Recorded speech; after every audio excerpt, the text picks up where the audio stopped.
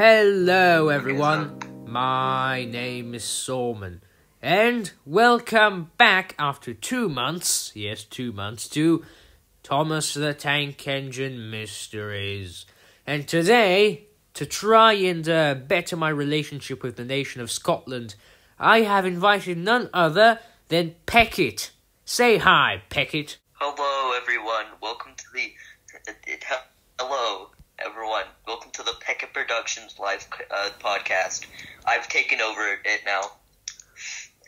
And that's... It's mine guys, now. guys, this is why you can't trust the Scottish. You give them an inch, they take a mile. I invited him onto my show, and now boom, he claims it as his own. No wonder we oppressed you guys for 10,000 years now. Yeah, it's mine now. This is the Peckett Production podcast, where we talk about nothing but Pecketts all day long. Anyway, enough of this embarrassing disappointment. Now, Peckett, as you know, today we shall be talking about the faces. Why, when, and how the hell they even exist now. Seeing as you're the guest... yes, hello. Yes, seeing as you're the guest, I'll let you go first with your theory. Say, how do you think the faces are made? Considering if it's metal, how is it able to move that? Like, move. Yes, so, them being Unless we're made... going by model series terminology, the way it just doesn't move at all. Yeah. So, we can rule out metal because once metal is, solid, it can't really move again. Unless, perhaps, the engines have like a way to melt their face and then cool it back up again really quickly, which I doubt they have. So yeah, they're not made out of metal. A popular theory seems to be that the faces are made out of rubber. What's your take on that? The CGI series, very rubbery, fleshy. I mean, rubbery and fleshy are two terms that don't really go together, but sure. So you're in rubber camp. So you think the faces are made out of rubber, right? Yeah, basically.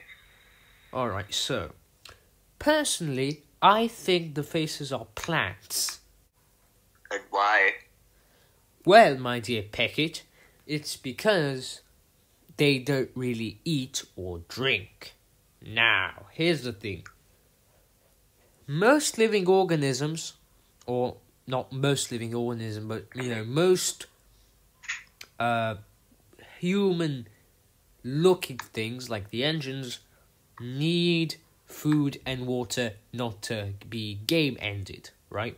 And not to be uninstalled from life. Indeed. So, we've never seen an engine eat anything, so we can rule out the possibility of them being, or, having... being mammals. Then there's the other question. Do engines need oxygen? And recently with Steam Team to the Rescue, Salty dies. So you just said that Salty literally survives in Steam Team to the Rescue, even if he falls into the water. Does that technically mean the engine that fell off the bridge and Duncan gets spooked is still alive? That actually could be a possibility. I mean, yeah. He's just in the void with, like, 2 driver corpse. I mean, hold on. Isn't it said in the story that the driver and fireman jumped clear? I don't think it did. Oh. So this is the one accident on Sodor where people actually got hurt. I don't think you can jump. I don't think you can clear from an engine. Yeah. I doubt you could jump clear. Off a bridge. Yeah. I doubt you could jump clear from a ravine. Like, it's a one-rail bridge. It's a one-rail bridge. It's a one-rail bridge. And a narrow gauge one. Side of it. So yeah, the engines don't really need oxygen, nor do they need food, right? So, what are 2 things that we definitely know don't mostly need oxygen or food to exist. Plants, right? So what if the engines are... Plants? Because when's the last time you seen a tree eat a sandwich? Just last week I was just walking down and I just thought... Well, it's because you live in Scotland, anything goes there. But, yes, sandwich, I said hi, and I feed him to death. But yes, barring the sign that, Peckett lives in Scotland, and therefore anything is possible there, because, Scotland. So my personal take is that the engines are made of plants So, now, question is, how does a plant find its way onto a locomotive? Me, bro, up to like your top and just like, yo, bro, can I be on? Gets on the locomotive. It's like, hello, I am now Thomas. Beep boop bop. So essentially, the plants just dig themselves from the ground, walk up to the top, and they're like, yes, I would like to be a locomotive. That's your view of things. It's a job. It's like a job resume. It's like a job resume. It's like, here you've worked in Burger King before doing this. Job is the planch.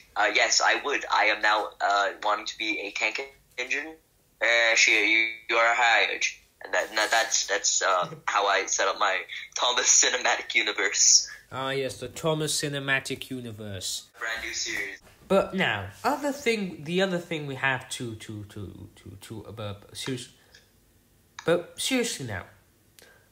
Well, how I think the engines get their, how they take the plant. Okay, first thing is, we have to figure out where these plants grow exactly. Right? Because they can't just come from nowhere and then boom, they attach them to the engines, right? Sir Topham's garden. Sir Topham's garden. Do you think they could possibly farm faces? Well, do you think they could do that? Just like have massive farms of faces. I'm now just imagining Farmer McColl. I'm now imagining Farmer McColl just walking out of his barn one day and he just has like a face like carrot or something. He just pulls a face from the ground. He just pulls out a face from the... not wrapped yet. It's not right, just shoves it back. And just like Trevor's looking from afar in horror. Trevor's just looking from afar in horror. Oh God, you really are probably one of the best guests I could have ever brought onto my show. But yeah. So there is a possibility that they could be farming these face plants. Wink, wink. But yeah.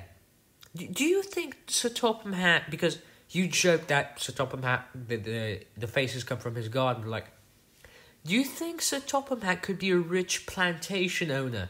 And he just has rows and rows and rows of faces he sells to other railways, because the faces only grow on Sodor. The man has a railway that runs to an ice cream factory. I don't think it's that absurd that he has face plants. Face plants, like a face garden. But yeah, I like where this is going. Like, the man has literally the most absurd railway layout you could go from. It could go from a normal station to just, like, the ice cream factory. Or, like, the balloon factory, or the party factory, or the ball factory, or the tentacle factory. Ooh, let's not go there. The man has a lot of factories. Yeah, let's not get into the subject of Sir Topham Hatt's Japanese exports, but yes. Also, I just love the idea that Sir Topham Hatt has a monopoly on, like, I don't know, freaking balloons and soda. The man is literally a chubby monopoly man, so... Like, nobody else on Earth makes balloon apart from Sir Topham Hatt. He's the balloon man. He makes balloon money. Indeed. But, accounting for inflation, if he were to sell faces, right, and then people stick them on their machines to perhaps... Sir Topham Hatt at Shapeways store. But yeah, what do you think the advantages of having a face on a machine could be? Because if there is any, Sir Topham Hatt in his engine garden must be loaded. I mean, yeah, there's a ton of faces. He has a face for every... There's probably, like, tons of shapes as well. Like, I'm now imagining that he just, like, grabs random trucks. Oh, wait, how do trucks fit? I'm now thinking that every railway has, like every railway controller has a face garden, considering they're, like, there are other engines with faces, considering, in, like, TV series canon, at least. Yeah. Like, Royal Engine and stuff. Yeah. I mean... Like, there are more than just, like... Yeah, even in the Steelworks steelworks. Just the only place with faces. Like in the steelworks, the Bringlinton goods yards with like those red diesels. So yeah. Roy, Duchess, Stephanie. Something else you could think about is, you know how in Japan they like grow square watermelons because they put them in like molds. Yeah. Yeah. What if they do that with faces? And Toby's face comes from Japan. I'm sorry, but now Toby's face just comes from Japan. He just comes into the yard one day and it's like, Thomas is like, Toby, what's wrong with you? Thomas, help me. I've been molded. Yeah. But do you think you could reshape an engine's face? I mean, to be fair, the faces... Like, I'm pretty sure in Adventure Begins, Thomas's nose moves, like, due to, like a workman touching it. Like, when, like some paint gets on him. Yeah. So, I'm pretty sure the faces are flexible. Like, very flexible. So, that means that one day you could just rip Thomas's face, make it into a square, and then turn him into a diesel. Yeah, you could just rip it off. You could just rip it off. Thomas just has like that. He has like his Magic Railroad Onward like neutral face, like his bruh face on. It's just like, bro, what are you doing? No, I don't want to be Diesel. No. Oh God. Jesus. But yes. So. Wait, that means you can technically touch. That means you can technically touch Diesel's nose and make it normal looking.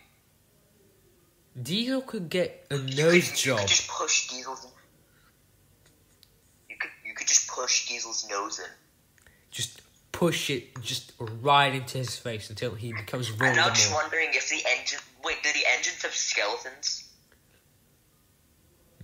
I mean, maybe? I mean, like, the trucks' faces are just way too flat to have anything other than just a pair of eyeballs. So I doubt they'd have skeletons.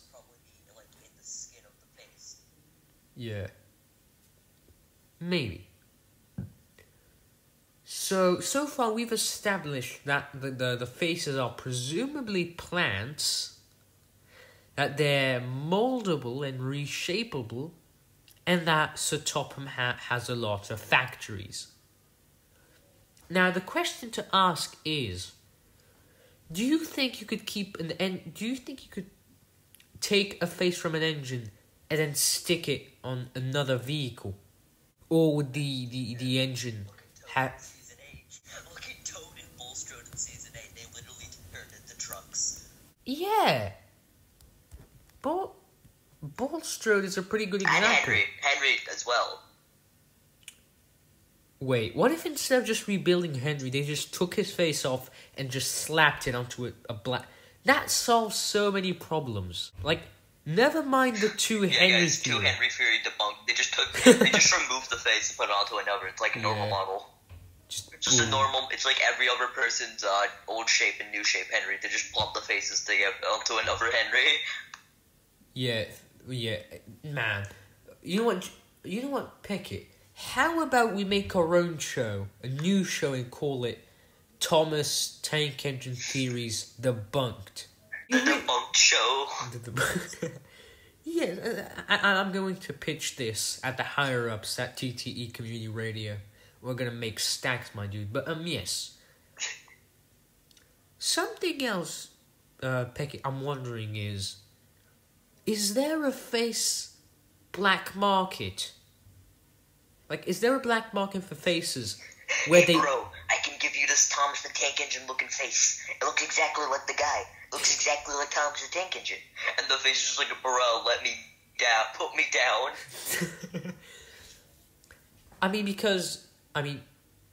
From what I'm imagining a guy in like an oversized trench coat filled with faces, just like, hey kid, want some Thomas faces?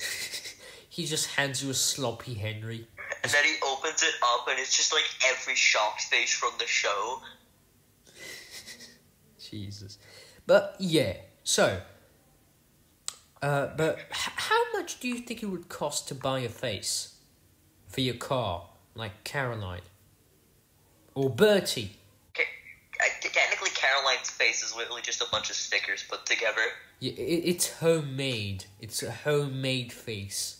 I'm just gonna go on a tangent and say that all the Railway Series cars should have looked like Caroline, and all the non-rail, non-car characters should have had like the normal face, like Birdie. Because it looks better on like cars, like the default like cartoon car design looks better on cars like Caroline than it does on Birdie. Yeah, because here's the thing. Anyways, let's continue. Yeah. No, but like, hold on. This is a really interesting question because here's the thing. If the face, then how do the cars then have faces? Do they like put the seeds? Do they like put the seeds of the faces in like the headlamp? They have like plant themed. They have like, you know how there's like varieties in plants. Imagine they have like plants for headlight or like headlights. Wait, does that mean you could put like a seed inside a lamp and it would grow a face, or an eyeball like a cyclops? Yeah. Wait, does that mean does that mean that an engine could technically have 4 eyes? So wait, does it now make me question Whiff? Wait, so did Whiff like have really bad? Was like Riff like a raw face and like his eyes weren't like completely like ripe yet or something? Yeah. Maybe that's why some engines have glasses, just because they were pulled off the vine too quickly. Maybe it's also the reason why some engines have like missing teeth. Or they were dropped. They were dropped. They got dropped. Like Sir Topham Hatt's like walking them to like the engine they're gonna get put on. He drops them and their teeth just shatter. Do you think the works has Actually, like... this is now making me question about certain engines have separate teeth and some just have like one big piece. Like in cars, yeah. Do you think the engines have multiple teeth? Yeah. How do the teeth work? Because like the teeth, like on Salty and Billy, they have like separate teeth, and like any other engine like Thomas has like one big piece. Do you think it's like very noticeable in most of the faces? Do you think it's what happens when they drop them? They just try to glue them back on again. Her lady hat, get the glue. Get your glue. I dropped this one. There's no teeth. Again. Man, but yeah. So God, we've sadly run out of time, Peckett. Oh, this is such a disappointment. We've run out of time. But Peckett, thank you very much. Thanks for having me. No problem, my dude. It's an honor to have you on the 2nd episode of Thomas Mysteries. Hopefully we can have you again soon. Now, thank you for watching. My name was, and still is, and hopefully still will be, Solmon. And I'll see you on the other side. Goodbye!